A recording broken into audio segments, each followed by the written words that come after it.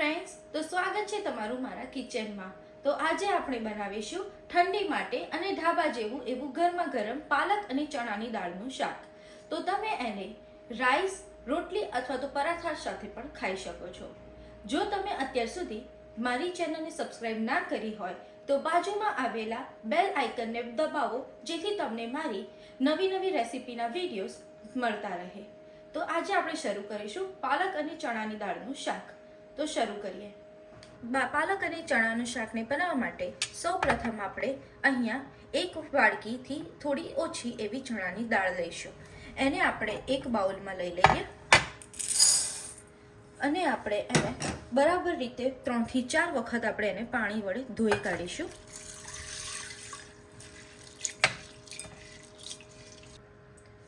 તો મેં અહીંયા આગળ દાળને 3 થી 4 વખત ધોઈ લીધી છે। હવે આપણે એને થોડો 1 ગ્લાસ પાણી નાખીશું અને આપણે એને 2 કલાક માટે દાળને પલાળી દઈશું। જો તમારી પાસે ટાઈમ હોય તો તમે આખી રાત માટે પણ દાળને પલાળી શકો છો। તો આને આપણે 2 કલાક માટે રેસ્ટ આપી દઈએ। તો હવે તમે જોઈ શકો છો કે આપણી દાળ સારી રીતે પલળી ગઈ છે। તો હવે તમે આમાંથી એક દાણો લઈને એને બરાબર દબાવી દેશો તો તમને ખબર પડશે। જો દાણો ઇઝીલી તમારો ભાગી જાય એનો મતલબ છે કે તમારી દાળ સારી રીતે થઈ ગઈ છે। જોઈ શકો છો દાણો તરત તૂટી જાય છે, એનો મતલબ કે આપણી દાળ સારી રીતે પલળી ગઈ છે। હવે આપણે આનું પાણી બધું જ કાઢીને આપણે એને પ્રેશર કુકરમાં નાખી દઈશું। તો હવે આપણે અહીંયા પ્રેશર કુકર લઈ લીધું છે। હવે બધી દાળને પાણી કાઢીને આપણે બધી દાળને એમાં લઈ લઈશું।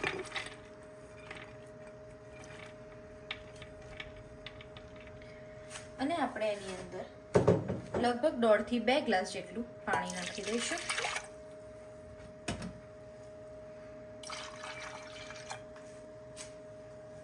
તો હવે આપણે એની અંદર 1 ચમચી જેટલું મીઠું અને અડધી ચમચી જેટલી હળદર એડ કરી દઈશું, જેથી આપણી દાળ જલ્દીથી બફાઈ જાય। હવે આપણે કુકરનું ઢાંકણ બંધ કરી દઈએ અને એને 2 વિસલ મારી દઈશું।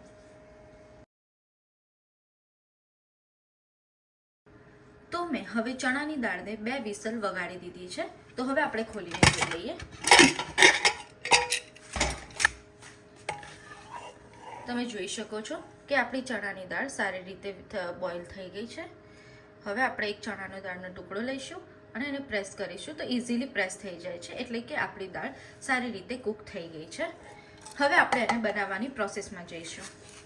તો હવે હું તમને બતાવી દઉં કે આપણે કઈ સામગ્રીની જરૂર પડશે।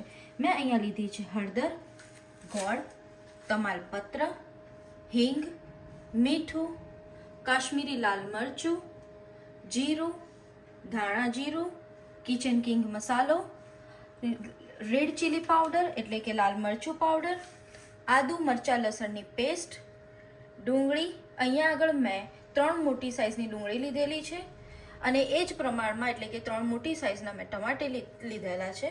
અહીંયા ઝીણી સમારેલી કોથમીર અને પાલક મેં કટ કરીને વોશ કરીને મૂકી દીધી છે, લીંબુનો રસ અને આપણને જરૂર પડશે તેલ।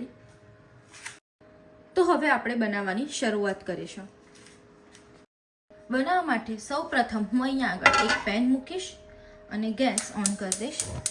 સૌપ્રથમ હું ગેસ ફાસ્ટ રાખીશ જ્યાં સુધી તેલ ગરમ ના થાય। હવે હું અહીંયા આશરે 2 થી 3 ચમચી જેટલું તેલ લઈશ।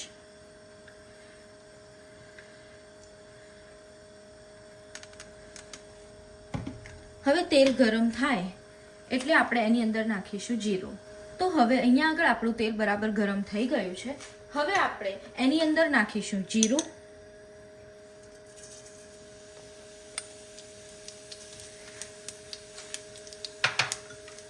પછી આપણે નાખીશું ચપટી જેટલી હિંગ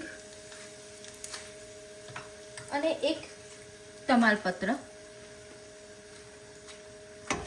જીરું બરાબર આવી ગયું છે એટલે હવે આપણે એની અંદર નાખીશું આદુ મરચાં લસણની પેસ્ટ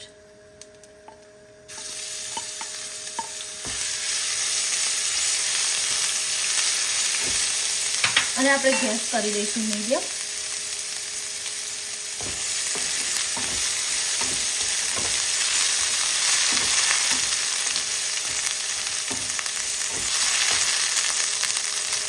હવે આપણે એની અંદર નાખી દેવાની છે ડુંગળી.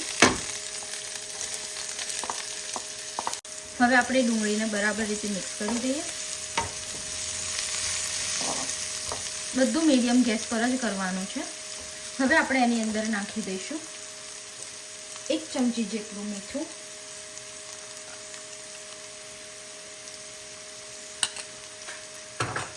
જેથી આપણી ડુંગળી સરસ રીતે ચડી જાય. હવે આને આપણે 2 મિનિટ માટે થવા દઈએ, જ્યાં સુધી એ આછા ગોલ્ડન કલરની ના થાય ત્યાં સુધી. તો હવે તમે જોઈ શકો છો કે અહીંયા આગળ ડુંગળી છે આપણી એ ગોલ્ડન કલરની થઈ ગઈ છે, એટલે કે આછા ગુલાબી કલરની. હવે આપણે એની અંદર નાખીશું આપણા કટ કરેલા ટમેટો. ટમેટો અને ડુંગળી બંને સરખી હોવા જોઈએ. કે તમે 3 ડુંગળી લો તો તમે ટમેટા બી 3 જ લેવાના છે. હવે ટમેટો નાખ્યા પછી આપણે એની અંદર નાખીશું હલ્દી પાવડર,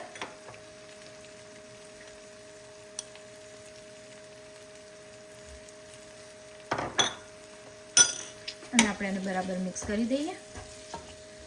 અને હવે આ જ ટમેટોને આપણે 2 મિનિટ માટે કૂક થવા દઈશું. તો એના માટે આપણે ઢાંકણ ઢાંકીને બંધ કરી દઈશું.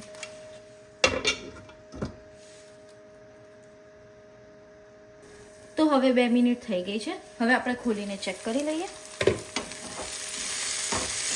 તો તમે જોઈ શકો છો કે આપણા ટમેટો એકદમ સોફ્ટ થઈ ગયા છે. તો હવે આપણે નેક્સ્ટ સ્ટેપ છે કે આપણે એની અંદર નાખવાનું છે પાલક. તો આપણે અંદર પાલક એડ કરી દઈશું. મેં અહીંયા આગળ 1 જોડી જેટલી પાલક લીધેલી છે.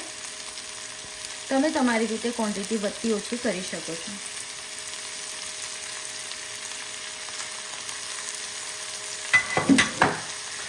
હવે આપણે એને બરાબર રીતે મિક્સ કરી લઈએ.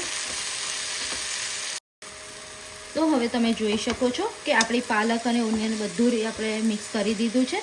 હવે આને આપણે 2 મિનિટ માટે કૂક થવા દઈએ કે જેથી આપણી પાલક સરસ રીતે ચડી જાય.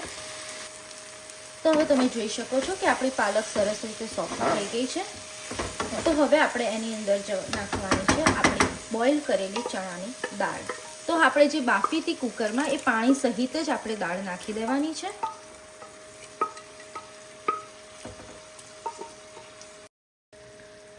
તો હવે મેં આની અંદર નાખી દીધી છે બોઇલ કરેલી ચણાની દાળ. હવે એને બરાબર રીતે આપણે મિક્સ કરી લઈએ.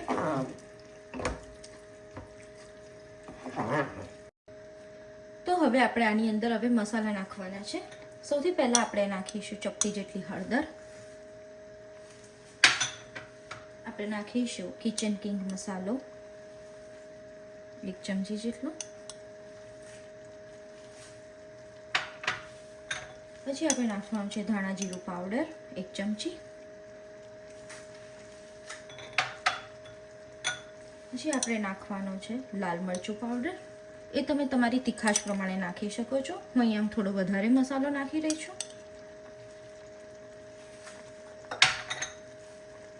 પછી આપણે નાખીશું ટેસ્ટ પ્રમાણે મીઠું. ધ્યાન રાખવાનું છે કે આપણે આગળ પણ 1 ચમચી મીઠું નાખેલું છે.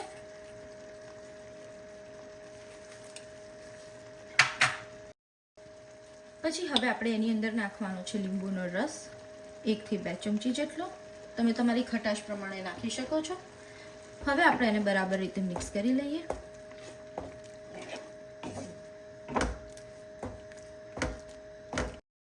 તો હવે આપણે અહીંયા આગળ થોડો ગોળ નાખી દઈશું કે જેથી થોડો ચટો ટેસ્ટ આવે.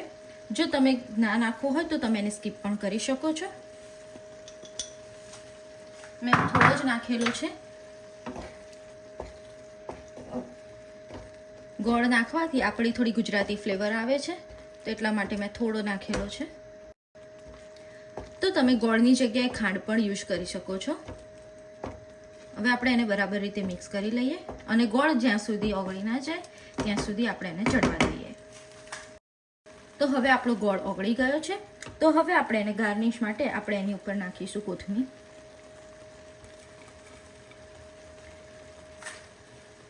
હવે આપણે એને બરાબર મિક્સ કરી લઈએ. તો હવે આપણું પાલક અને ચણાનું શાક તૈયાર થઈ ગયું છે. તો હવે આપણે એને જે કરીશું સર્વિંગ બાઉલમાં સર્વ.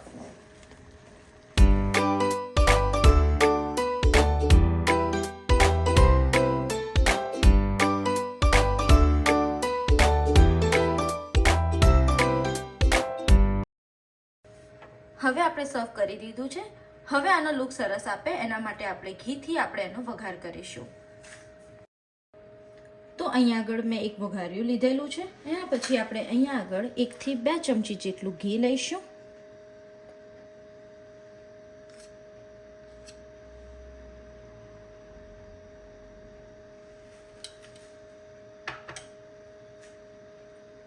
હવે આપણું ઘી ગરમ થાય એટલે આપણે એની અંદર નાખવાનું છે જીરું.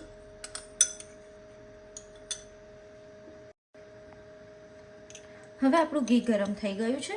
હવે આપણે એની અંદર નાખીશું 1 ચમચી જેટલું જીરું.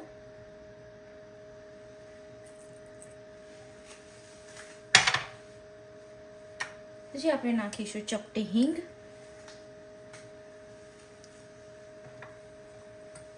એક તમાલપત્ર અને શાકનો કલર સરસ આવે એના માટે કાશ્મીરી લાલ મરચું પાવડર એડ કરી દઈશું અને ગેસ બંધ કરી દઈશું.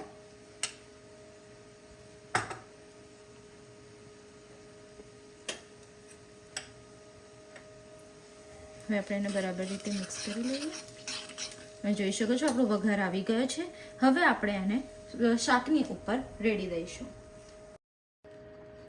તો હવે આપણે એ વઘાર છે એ આપણે આની ઉપર રેડી દઈશું.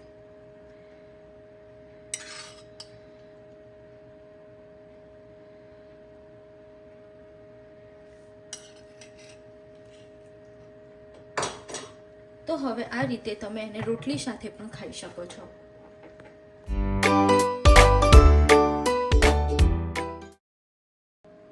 તો હવે આપણું આ પાલક ચણાનું રેસીપીનું શાક તૈયાર છે. જો તમને મારી આ રેસીપી ગમી હોય અને તમને મારી બીજી નવી રેસીપીના વિડીયો જોવા હોય તો બાજુમાં આપેલા બેલ આઇકન પર ક્લિક કરજો જેથી મારી નવી રેસીપીના વિડીયોઝ તમને મળતા રહે.